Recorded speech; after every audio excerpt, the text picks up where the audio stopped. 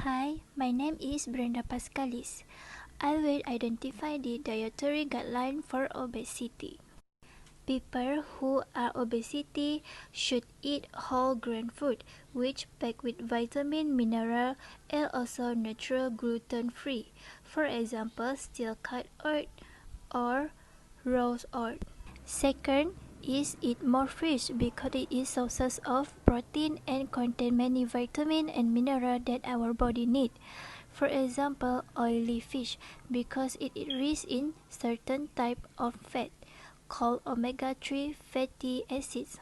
Third is eat low-fat and contain no cholesterol food. For example, bean. It is high in protein, vitamin B, mineral, and help weight loss because it can keep you feeling fuller longer. Next is eat cruciferous vegetable.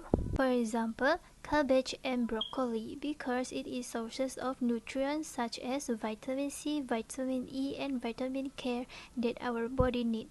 Lastly is eat fat-free milk or low-fat variety food. For example, yogurt and cottage cheese because it is sources of vitamin D and calcium which good for our bone health and help boost gut health.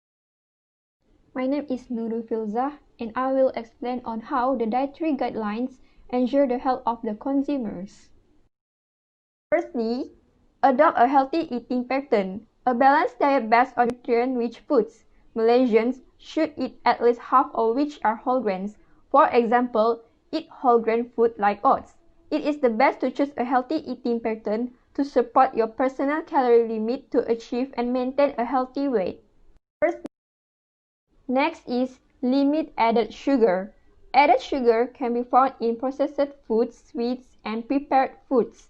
Malaysians should keep their intake sugar to less than 10%. More than two-thirds of adults and one-third of children and youths are obese.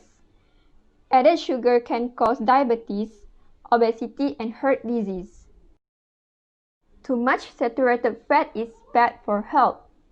It can increase cholesterol levels and clog the arteries. Other than that, meats and cheese are common sources for unhealthy fats. Eat foods with good fats such as beans and legumes. Lastly, do not forget to exercise.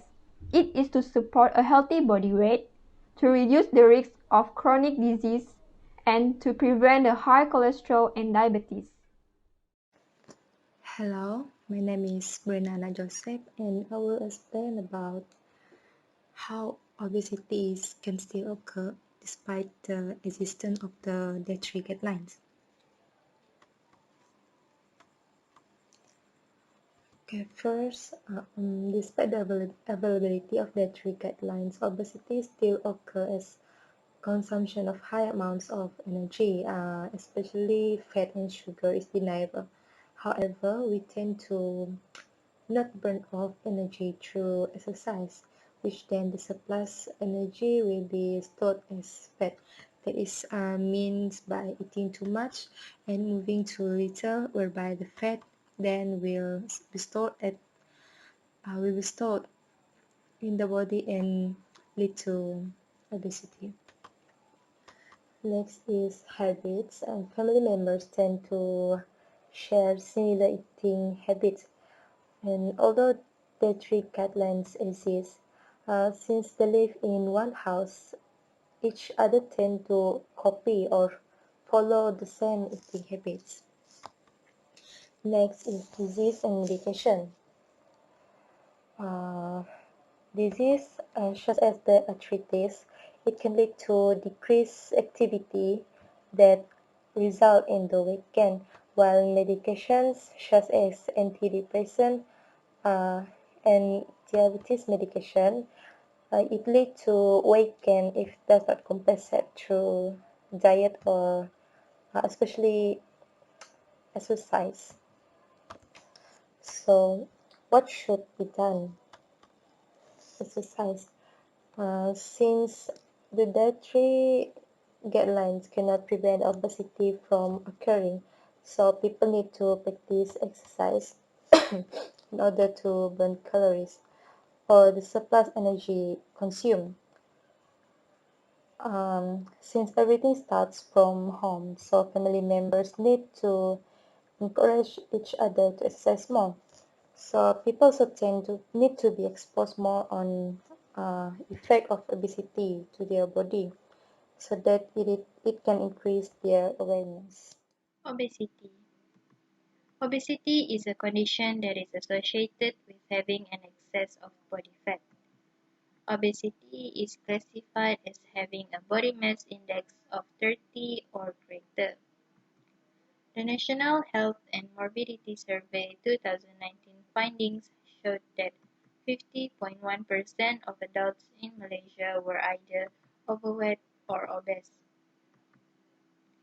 The calories intake recommendation by the Malaysian Dietary Guidelines 2010 for adults aged 18 to 59 years old stated that male take 2000 calories per day and female take 1500 calories per day. According to the World Population Review 2019, Malaysia has the highest prevalence of obesity among adults in Southeast Asia at 15.6%, followed by Brunei 14.1%, Thailand 10%, and Indonesia 6.9%. COVID-19 and obesity. How COVID-19 is related to obesity. Before COVID-19 exists, a lot of people will go to outside and to go to work, exercise, and go to school. Then, the virus came. Workers, students, children, also people with weak immune system are ordered by the government to stay at home. This is to prevent the virus from spreading out.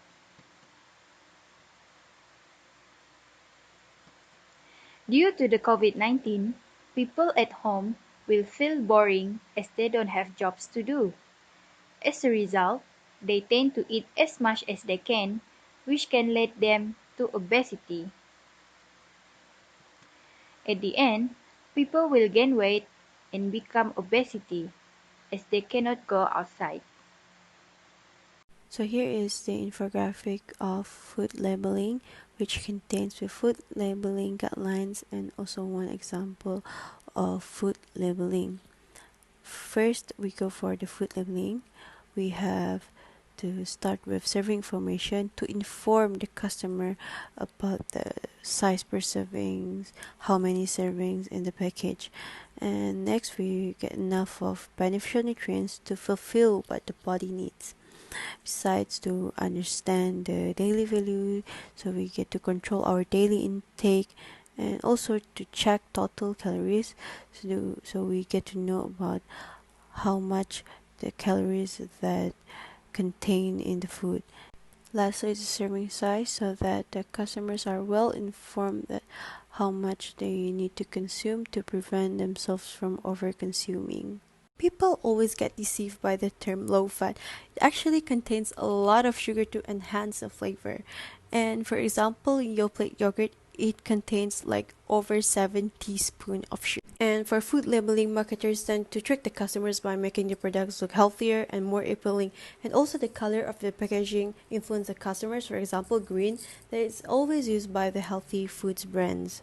So we begin with the self-proclaimed healthy chocolate spread, which is Nutella. It has small amount of calcium and iron. It is high in sugar, calories, and fat. And per serving of Nutella, it contains 200 calories, 12 grams fat, 4 grams saturated fat, and not to mention 21 grams sugar, which is a lot. Next, we have protein bar, which you can see all the good stuff here, organic greens and berries, but it contains 23 grams of sugar, which equivalent to 1 meal. Instead of taking this protein bar, you should continue with your usual diet. In conclusion, these self-proclaimed healthy foods aren't actually good for you because it contains a lot of sugar and fat, and if you consume a lot of them, it can lead to obesity.